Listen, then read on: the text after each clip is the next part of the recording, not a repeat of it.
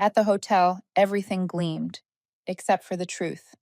And that morning, the truth sat right across from me and delivered a line soft enough to sound polite, sharp enough to wake anyone up. You are not good enough to be a manager. I sat in the second floor room of the Grand Lakefront Chicago, where the glass wall wrapped around Lake Michigan like a painting that changed with the seasons. It was the room they used to impress VIP guests. To me, that morning, it felt like an overbuilt stage for a performance I already knew the ending to. Daniel Crane sat across from me, both hands resting on a stack of evaluation papers. His hair was combed so stiffly, I suspected even a gust of wind would not dare move it. He stared at the folder for a moment, flipping the pages as if he were reviewing them carefully. I knew better. I was the one who prepared most of the documents he was pretending to examine. "Let us begin," Daniel said. "First, I want to acknowledge that you have always been the backbone of the front desk. Last year's conference season went smoothly because of you, and during the blackout in April, the executive team truly appreciated how you handled it. Not many people can manage a situation like that." I nodded. The compliments were not new. They appeared every year, like Chicago winters, predictable, familiar, and never bringing much warmth. Then Daniel straightened up. "But," and in meetings like this, everything before the word "but" is just the opening act. "I am sorry to say this, but I do not believe you have the leadership range to step into the front office manager role." I looked directly at him. Not angry, not shocked, just watching how he chose his words. "You are good, Grace. You are very good. But you focus too much on employees' feelings.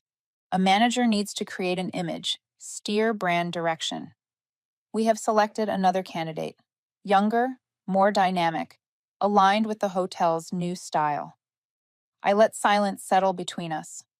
Silence always makes people like Daniel uncomfortable, and sure enough, he shifted in his seat, eager to reclaim control of the room. "I understand. Thank you for the feedback," I said calmly. "People expect strong reactions. I had no intention of giving Daniel that gift." "Good," he said, smiling when he realized I was not arguing. "I hope you are not disappointed. The department needs you, and I hope you continue supporting us as you always have." Supporting. That word echoed a little longer than it should. Familiar, yet suddenly so ironic.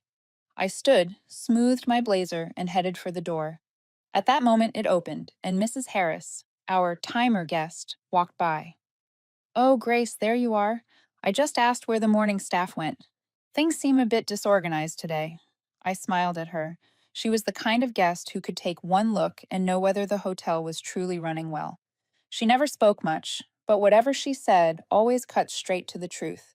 I knew Daniel heard her. He pretended to be absorbed in his phone, as if something on that screen mattered more than a loyal guest pointing out that the front desk fell apart the moment I was not there. "Have a lovely morning," I told her. When she walked off, I returned to grab my bag and left the room completely. I did not need to look back to know Daniel was standing there, awkward and exposed, still clinging to the idea of himself as a confident manager. Walking down the carpeted hallway, I could see the grand lobby below. From above, everyone looked small. Maybe that was the metaphor. Some people only see things from a safe distance and forget who is holding everything together underneath. I stepped into the elevator. As the doors slid shut, the mirrored surface reflected my face. I did not look sad. That surprised me. I looked like someone who had just taken off a coat they had worn too long, one so heavy they forgot how much it weighed. I replayed Daniel's words. "You are not leadership material." If I had been 20 years younger, maybe I would have believed him. But not now. Not after 12 years of keeping this place running straight. Not after countless shifts where, without me, this hotel would never look as polished as it pretended to be. And if you are listening to this, let me ask you something. Where are you watching from? Chicago, California, New York, or maybe a quiet little town, somewhere far from all this? Leave a comment. I would love to know who this story is reaching. The elevator opened on the first floor. The familiar soundtrack of rolling suitcases, espresso machines, and daily hotel life washed over me. The rhythm was the same. But I was not. They did not understand my value because I had given it away for free for far too long. And that morning, in that gleaming lobby, I knew one thing for certain. I would keep working here, but I would stop working like a manager when they only paid me like a shift supervisor. Not out of anger, but because, for the first time, I saw the truth as clearly as the glass on the 32nd floor. And that truth was about to change everything. Before they told me I was not good enough, I had kept that hotel from falling apart at least 43 times. I do not say that to brag. When you have been in this line of work long enough, you know that every time the place almost burned down, no one remembers except the person who put out the fire. I started at the Grand Lakefront during a sharp bend in my life. I had just gone through a divorce. My daughter was still young, and the night shift was the only way I could work and still take care of everything at home. People like to believe a hotel is quieter at night. The truth is, it is only quiet for those who have never worked a graveyard shift. In my first few weeks, I realized I had stepped into an underground ecosystem, a world where every problem came to the front desk before it landed anywhere else. Power outages, drunk guests, groups arriving hours late, software freezing, housekeeping short-staffed. The kitchen is running out of items. All of it drifted into the city's sleeping hours and knocked right on my counter. After about 3 weeks, the manager at the time said something that made me step back and look at the whole picture. "I think you know this hotel better than I do." He said it gently, but behind it was an admission. From that moment on, I would carry more responsibility. And I did. I did more work. I was never called by the title that matched it. When I moved into the shift supervisor role, the chaos did not shrink. It simply changed shape. I still remember one major conference night when the hotel was overbooked by nearly 20 rooms. Sales oversold, reservations entered the wrong data, and no one claimed the mistake, which meant the front desk became the place where all consequences landed. That was when I stood in front of the monitor, balancing 3 spreadsheets and the handwritten log I had built over the years. I had to figure out who could switch floors without getting offended, who could be upgraded without feeling like it was a bribe, who might accept moving to a partner hotel, and who absolutely could not be touched because of special requirements. Some people think assigning rooms is just dragging boxes on a screen. They do not know each room is a story, and every guest believes they are the center of the hotel. Once I finished reorganizing everything, Daniel walked in. He looked at the new room chart, then at me, and then smiled proudly at the passing management team. "See, I told you. Our team works very efficiently." His team, in that moment, was just me. But I did not react. I never needed applause to know I had saved another conference night from collapsing. If it had been only once, it would not matter. But it was one of countless nights where I had to drag the hotel back to its axis. Another time, a VIP guest from New York flew in to speak at a major event. His luggage was lost at the airport, and every critical document was inside it. The young assistant traveling with him nearly panicked when she realized there was no way to retrieve the suitcase that night. I did not say much. I took them both to their room, made coffee, and asked her for a list. Then, close to midnight, I left the hotel and drove to 3 stores to rebuild everything he needed. The exact razor he preferred, the sample sets he had to present, every item down to the smallest detail. When I returned, the VIP looked at me as if I had solved something he himself had not imagined fixable. He only said one short line: "If someone like you is not a manager, this industry loses a lot." But the next morning, when he called the lobby to thank me, Daniel answered the phone. And within minutes, he accepted every compliment as if he were the one who had driven out at midnight carrying bags from 3 stores. I stood behind the front desk, listening to each word, and all I felt was amusement. A man who loves the camera never misses a chance to stand in the light, even when the light comes from someone else's work. The years rolled on like that. The hotel changed from logo to lobby carpet to service policies, but one thing never changed. People assumed I would handle every problem that lived outside my job description, not because they were cruel, but because they were used to me making everything easy. I did not have a manager title, but I did the work of one. I did not have decision-making power, but every decision somehow found its way to my desk to be fixed. I did not represent the hotel in their polished marketing videos, but I was the person making sure everything in those videos was actually true. And then one day, they told me I was not good enough. I did not feel pain. I simply realized something I should have seen much earlier. If you let your invisible work become something people take for granted, it will never be named. And I had let that happen for 12 years. But everything is about to change. Not because I am better or worse than yesterday, but because I finally stopped giving away what they never knew how to value. The next morning, I arrived at exactly 7 o'clock, not earlier. And that alone was enough to make the front desk tremble slightly, the way a familiar table shakes when one of its legs suddenly loses support. The night before, I had reopened my employment contract, a stack of paperwork that most people read during their first week and then forget forever. I sat at my dining table under a soft yellow light, flipped through the job descriptions pages, and compared them with what I had actually done over 12 years. It took only a few minutes to realize how far I had drifted from the role I was hired for. Some tasks I took on because I thought helping once would benefit the whole department. But over time, those favors became expectations. And when expectations disappear, people treat that loss as a deficiency.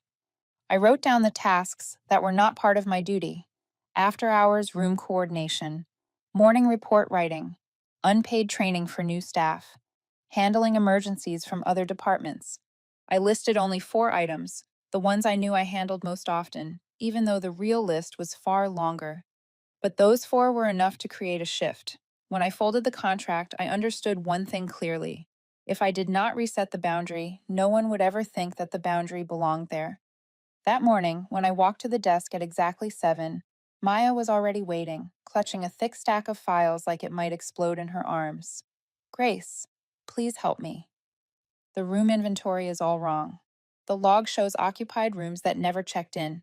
Daniel asked me about it, and I did not know what to say. What do I do? I set my bag down and looked at her for a moment. Maya always ran to me first at the sight of trouble. Not because she was incapable, but because I had made everything too easy for everyone. Did you follow the procedure? I asked. Maya blinked, hesitating. She had expected me to take the files and fix everything. Did you compare the end of day report? Did you verify checkouts? Did you check the night shift log? She stared down at the stack, cheeks flushing. No, not yet. Then do it. If you follow the procedure, you do not need rescuing. I kept my voice calm, not scolding her, just handing her work back to its rightful owner. I stood beside her in silence while she traced the issue. It took about 10 minutes for her to discover the night shift had entered one room incorrectly.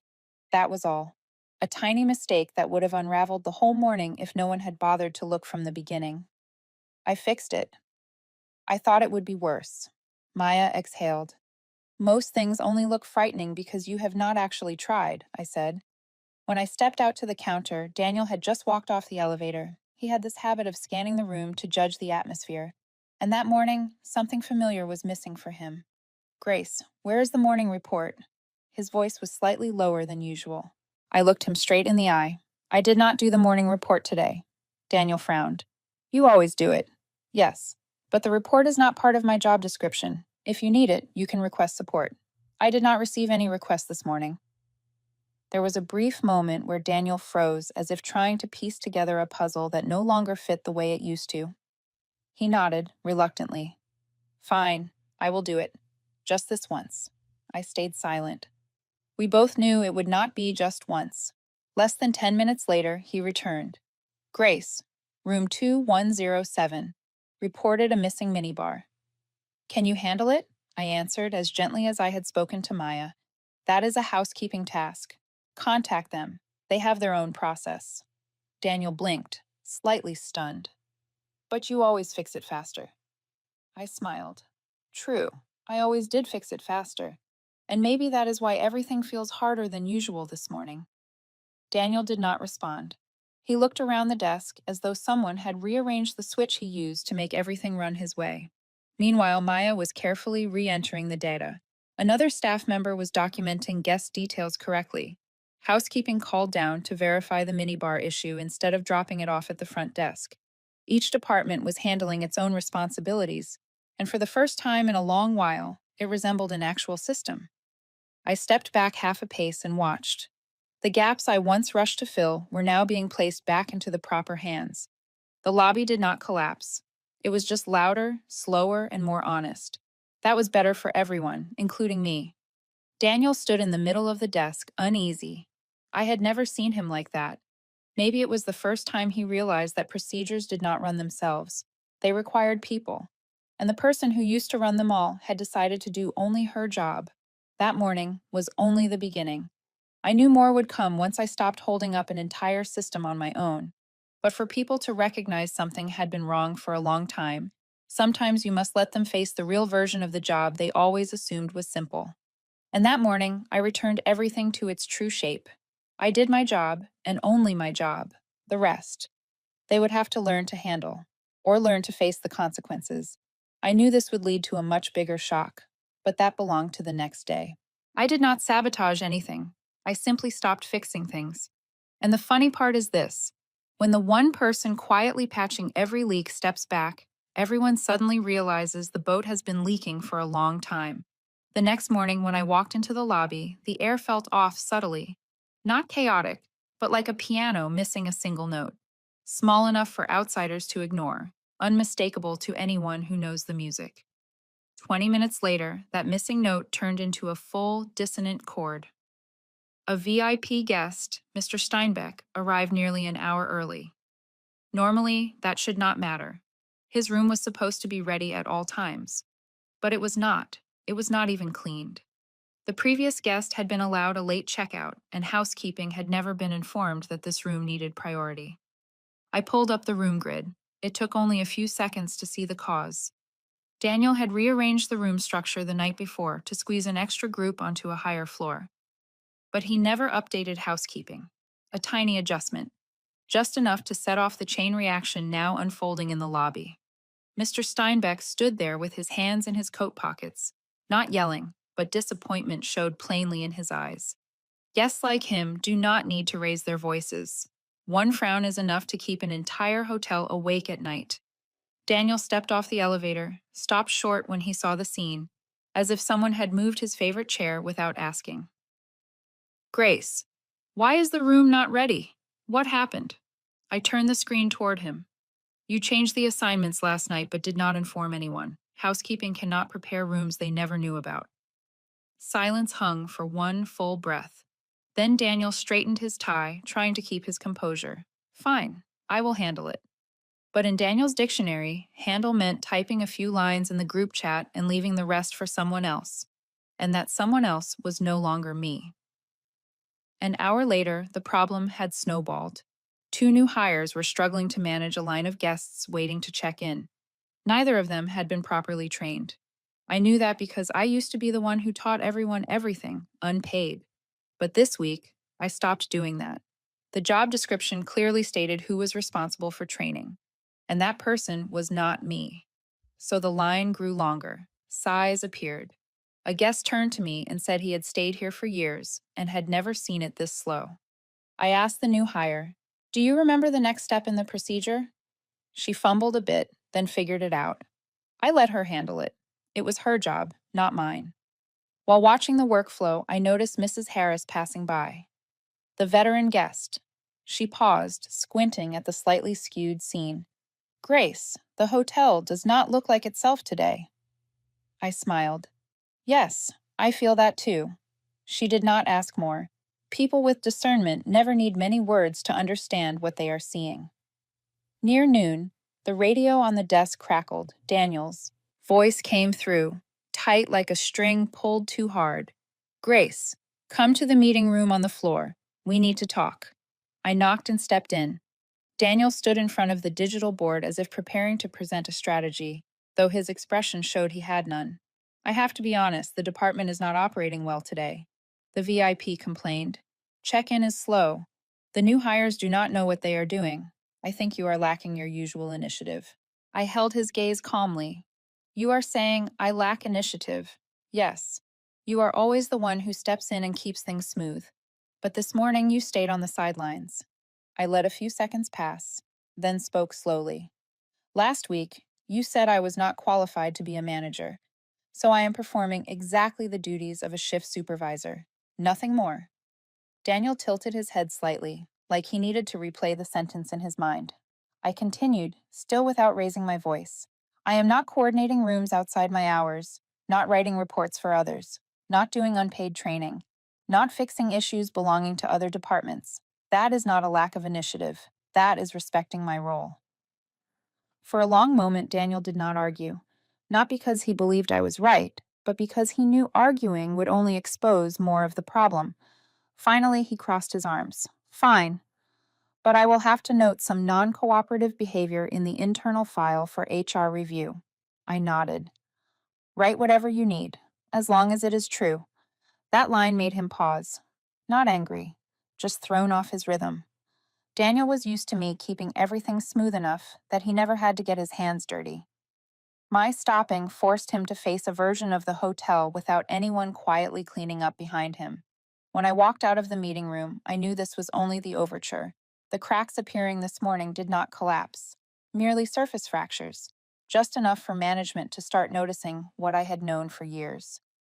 When you depend on one person to fix everything, all it takes is for that person to stop, and the entire system finally shows its true shape. And they still did not know this was only day 2. Day 3 would be far more interesting. It was almost poetic. The moment they told me I was not good enough, someone else called me exceptional. Life sometimes has such a sharp sense of humor that I wondered if someone was scripting all of this for me. Only 2 days after my conversation with Daniel, I received an email from North Shore Hospitality Group, one of the largest hotel networks in the Midwest. The subject line was so simple, I thought it was marketing spam. About your presentation at last year's service management conference. I opened it, and within 3 seconds, I knew it was not spam.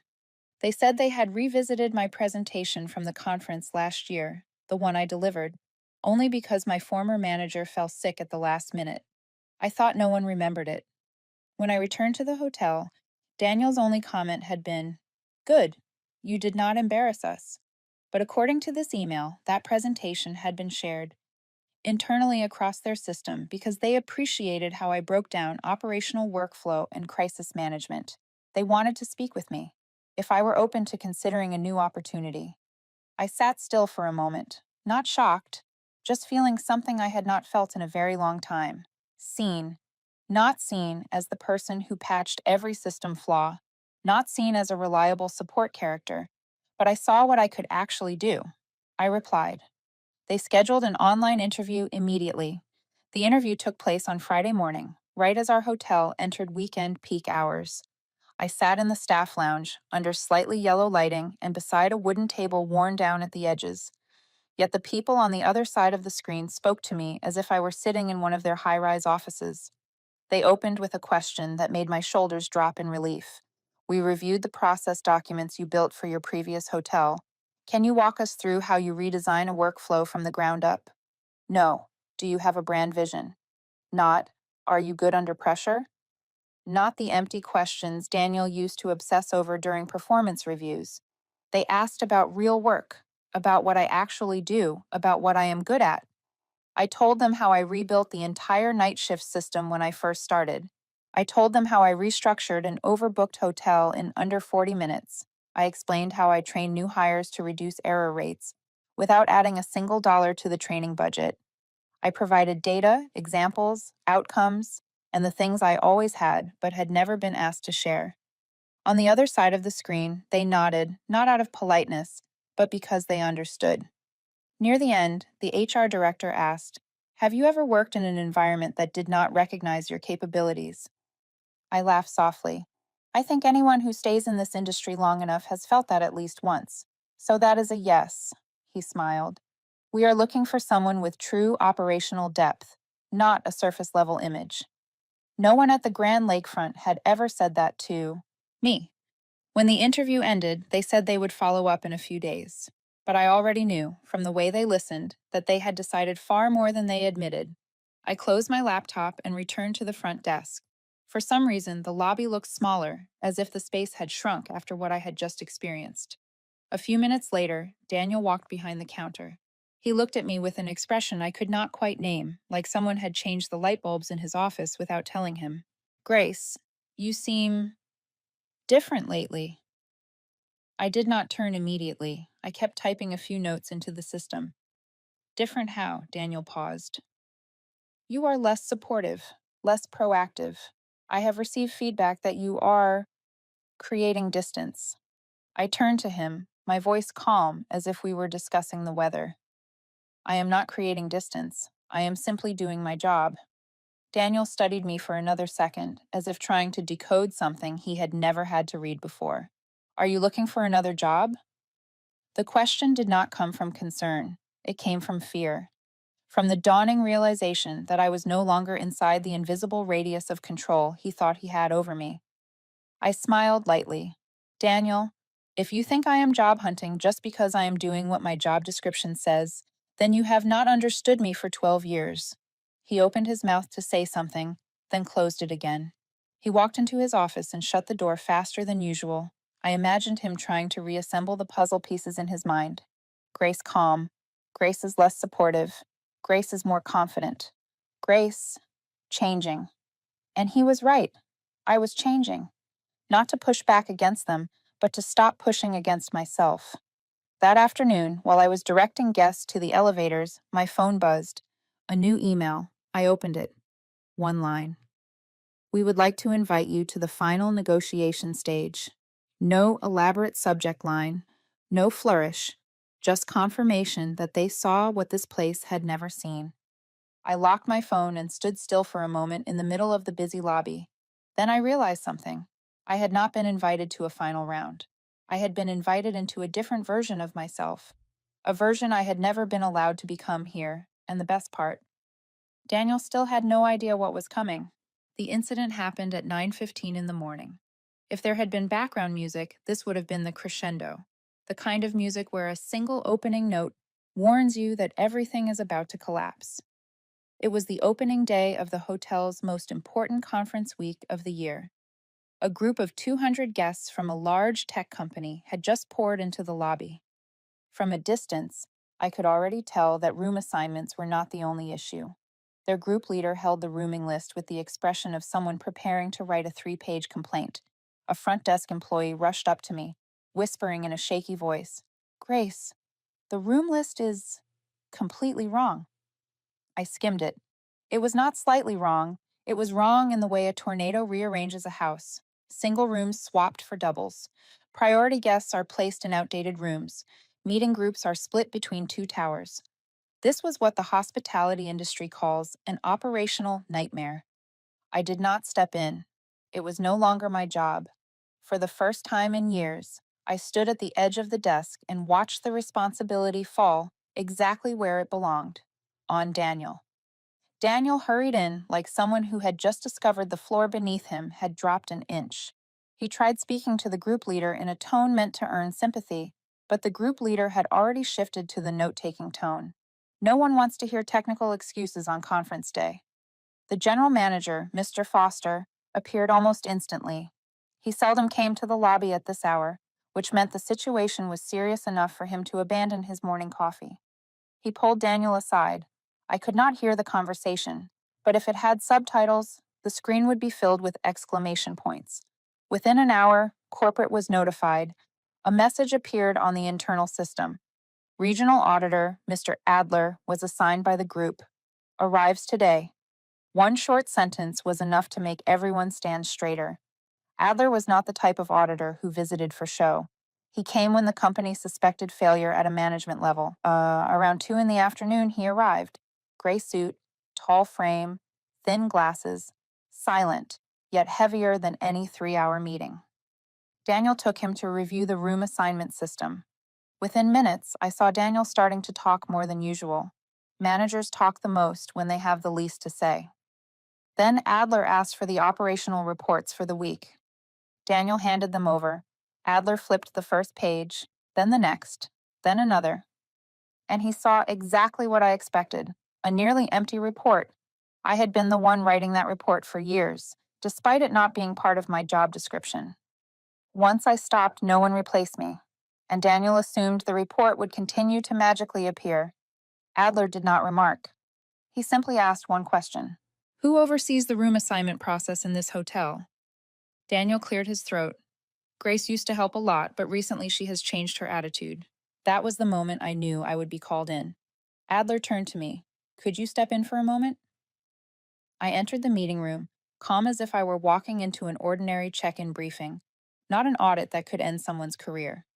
Adler opened his laptop. I want an accurate description of how this department operates. I am seeing significant gaps compared to the standard procedure. I glanced at Daniel for 1 second, then answered. The department currently relies heavily on individual experience rather than a structured process. For many years, the tasks of room assignment, priority coordination, overbooking handling, and cross department supervision have been carried out by one person. Adler asked, "Why is that?" I replied evenly. When a system lacks structure, the person who understands the work carries the work of those who do not. And when they carry it too well, the system forgets that it is supposed to be the system's job, not one individual's. Daniel flushed. "You are trying to make me look bad in front of the auditor." I turned toward him, my voice soft but sharp as a thin wire. "Daniel, no one can make you look bad if you are already wearing the face that causes it." I did not raise my voice. I did not insult him. But the words landed exactly where they needed to. Adler looked at me, his expression shifting slightly. The look of someone who has finally heard the most reasonable sentence all afternoon. He continued, "Grace, do you have any process documentation you have written?" "I have my copies." Daniel jumped up. "She is not a manager." Adler cut him off, his tone quiet but firmer than a slammed door. "You have given your explanation. Now I need accurate information." I opened my laptop and presented the documents I had built over the years. Documents that had held the hotel together, yet had never carried my name on any official report. Adler reviewed each section carefully. He stopped longer at the part labeled Delegation, Responsibility, and Control. "So the department is not using this documentation." Daniel stayed silent, a silence that said more than any justification. Adler turned to me. "If you were given authority to repair this department, where would you begin?" The question was not meant to test me. It was the question of someone who had found the true problem and was now looking for an actual solution. I answered clearly. I would start by restoring standard procedures, redefining responsibility by role, retraining staff, and eliminating the dependency on any single person. This hotel does not lack capable people. It lacks a structure that allows them to work effectively. Adler nodded. For the first time since he arrived, he showed agreement. He stood and closed the folder. "Thank you. I will speak with corporate and the general manager." The meeting ended. Daniel walked out. First, shoulders rigid like two stone slabs. I did not look after him. I did not need to. I knew one thing with absolute clarity. Today was not the day I was vindicated. Today was the day the truth surfaced, on its own timeline, without me forcing it. As I stepped out of the meeting room, sunlight poured through the large hallway window, bright enough that I had to narrow my eyes. And I understood something. Some crises are not here to break things. Some crises arrive to reveal what should have changed long ago, and the 915 crisis was one of them. Mr. Adler asked me, "What would you want in order to stay?" For the first time in my life, I knew the answer without thinking. No hesitation, no fear of being wrong. Just a clarification I had waited nearly 12 years to hold. The meeting took place the next morning in the same room where Daniel had struggled the day before to cover holes that had existed long before him. Sunlight poured through the glass, making the room feel brighter.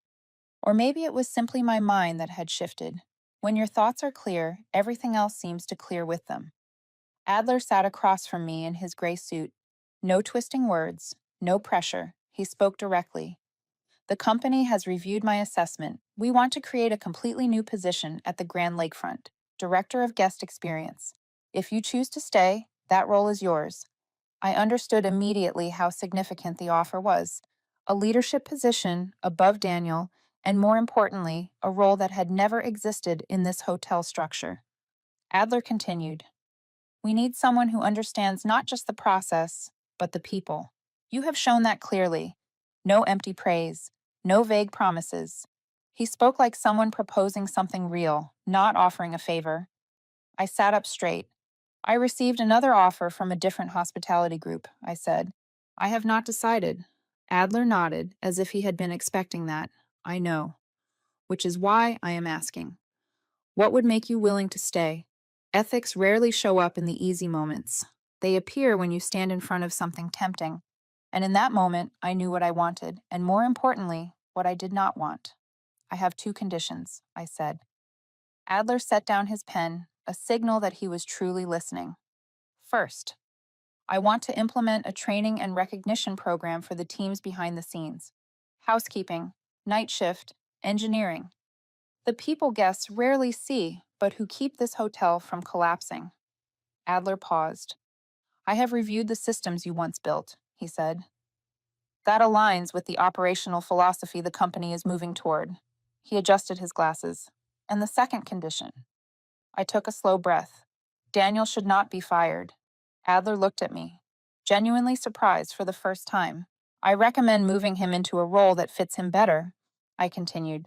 Sales and partnerships, for example. He is good with people, VIP guests like him. The issue is simply that he is not suited for operations. Adler leaned back in his chair. You know, he said slowly, it is rare for someone in your position to say that. I am not here for revenge, I replied. If I step into a new role by getting someone else fired, I would not be able to lead myself, much less a department. He studied me, sharp eyes but not cold. I understand, and I respect that. He opened his notebook. Do you know what impressed me most about you? He asked. I shook my head. Not your operational knowledge, not your processes, your fairness. You see problems like a leader, not like someone trying to win a personal competition. I did not respond. I did not need to. The meeting ended. Adler shook my hand lightly. I will present your two conditions to the company, and personally, I believe they will agree. I stepped out into the hallway. Quiet. Morning sunlight hit the mirrors along the wall, making everything visible. The cracks, the brightness, the worn edges. A hotel is like a person. Sometimes you need a mirror to see how far it has deteriorated. Daniel stood near the stairs, arms crossed. He did not look at me immediately. As I passed, he said, What did you tell them? The truth, I said. He gave a short laugh. I am guessing that the truth was not very flattering for me. I did not ask for them to fire you, I said. I asked for reassignment. Daniel blinked. It was an honest reaction, not a performed one. Why? After everything I said, everything I did. You still defended me. I am not defending anyone, I said. I just do not want someone to lose their job because of a system they were never trained to handle. Daniel let out a long breath. Half relief, half the sting of realization. Thank you, he said quietly. But I still feel hurt. Hurt by what? Daniel looked down at the tile floor. Hurt because you see me more clearly than I see myself. A rare sentence from someone who had spent years pretending he knew more, did more, controlled more. It was the line that reminded me that Daniel was not a bad person. He had simply stood in the wrong place for too long and forgotten where he actually belonged. I did not comfort him. I did not advise him. I simply said, A new opportunity will be good for you. It will give you a place where you can actually be good. He nodded, saying nothing more. I walked away, feeling neither light nor heavy, just clear. Clear that I had said the right thing. Clear that I had done the right thing. Clear that power only matters when it does not destroy someone to exist. My ethical line was never decoration. It was what kept me standing when everything around me shifted. And that day, as I left the meeting area, I knew this. If I accepted the new role, I would step into it not through victory, but through integrity. And if I chose to leave, I would leave as someone who spoke the truth she believed, and did not swallow it simply for a leadership title. The email was sent at 8 o'clock in the morning. By 8:10, the air around the front desk felt lighter, as if someone had opened every window at once. The company announced, We appoint Grace Hill to the position of Director of Guest Experience, effective immediately. The final line made me pause my cursor. Ms. Hill is selected for her understanding of systems, people, and her consistent record of contribution. One short sentence carrying the weight of 12 quiet years. I walked past the front desk. Maya was reading the email on her screen. When she saw me, she could not hide the wide smile, though she still maintained the professionalism of someone who has worked in American hospitality long enough to know how emotions should look in public. I knew you would be chosen, she said it softly, as if afraid to disturb the moment. The others looked up and nodded. No cheering, no clapping, true hotel culture. But the respect in their eyes was louder than any congratulations, and I realized something. When the right person is finally put in the right position, the collective fear is the first thing to disappear. Daniel arrived later. He did not avoid me, nor did he pretend to be cheerful. He walked straight toward me, stopping at a distance that was polite and measured. "I received the notice," he said. "I am being moved to sales and partnerships starting next week." I studied him. Not defeated, not broken, just lighter, as if he had finally let go of a responsibility he was never truly holding. "I think that role fits you," I said. "You are good with people. VIP guests have always liked you." Daniel let out a small laugh. "You know the worst part. I cannot argue with you." I smiled too. Not a triumphant smile, a recognition that everything had finally fallen into place. "I want to thank you," Daniel said, his voice lower. "No one else would have asked them to keep me. I did not do it for you," I said, firm but not sharp. "I did it for the system. A good system does not remove people just because they were standing in the wrong place." Daniel tried to hide his reaction, but I saw it, a mix of relief and hurt. He extended his hand.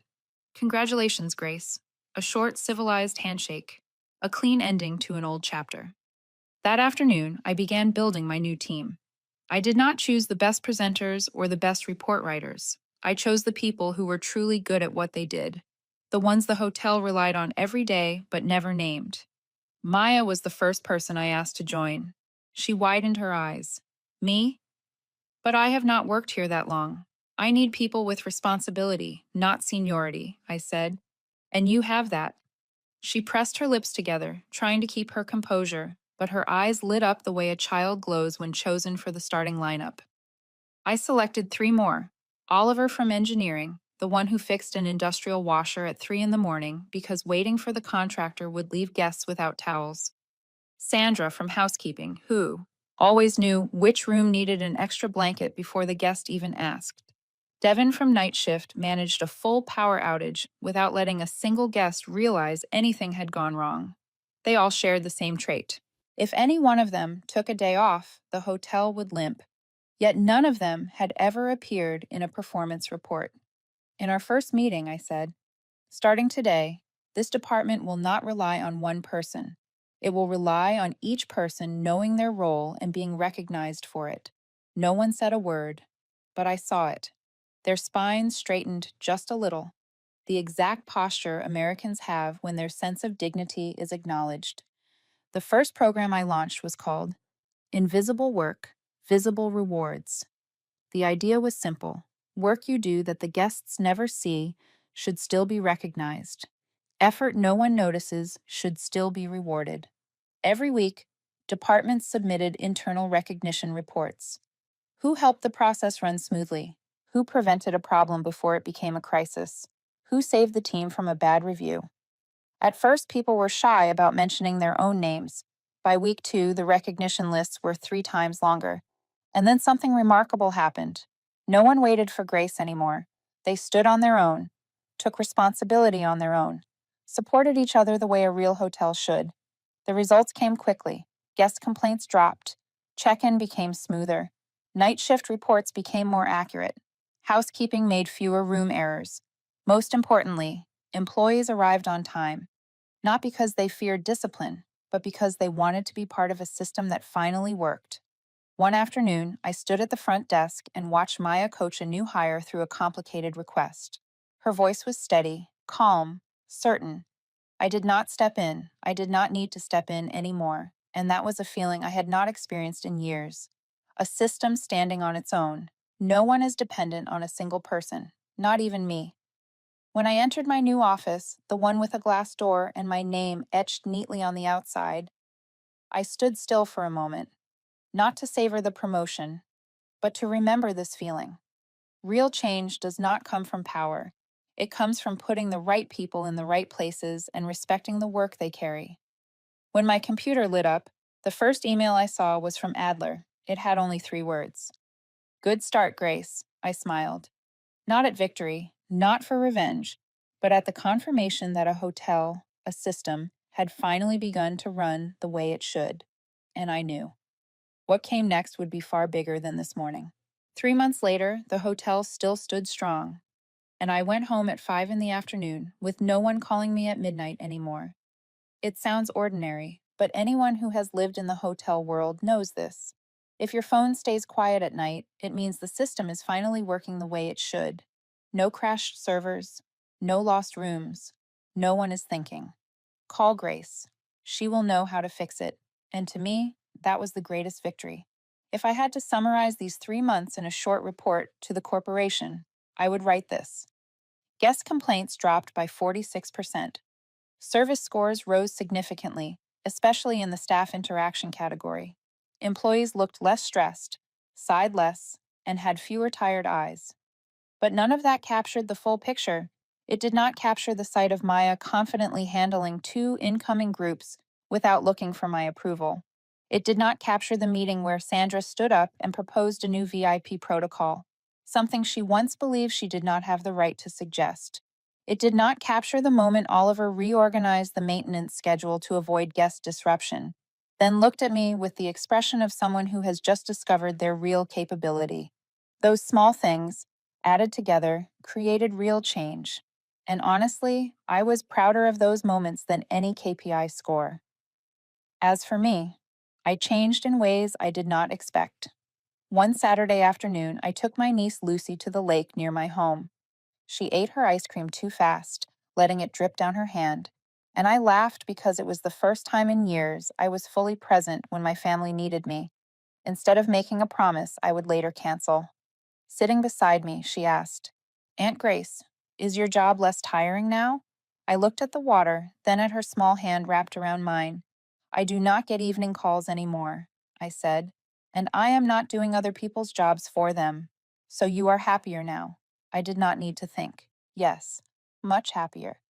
She rested her head on my shoulder as if confirming something I had never spoken aloud.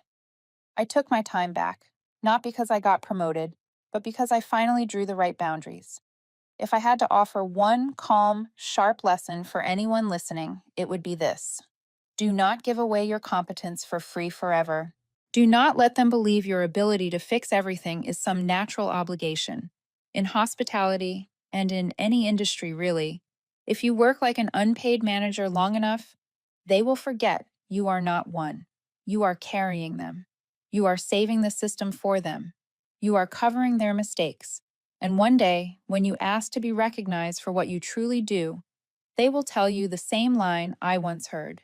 You are good, but not good enough to lead. But here is what I want you to remember.